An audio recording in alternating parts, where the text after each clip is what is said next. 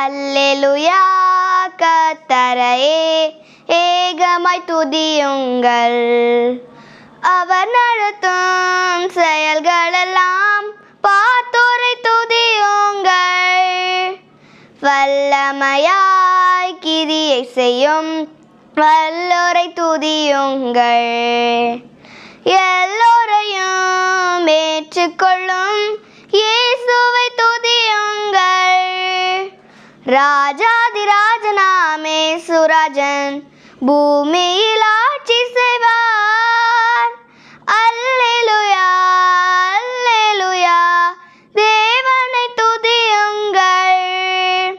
தம்புரோடும் வீணையோடும் கர்த்தரை துதியுங்கள். இரத்தத்தினால் பாவங்களை போக்கினர் துதியுங்கள். எக்காலமும் கைத்தாளமும் முழங்கிட துதியுங்கள்.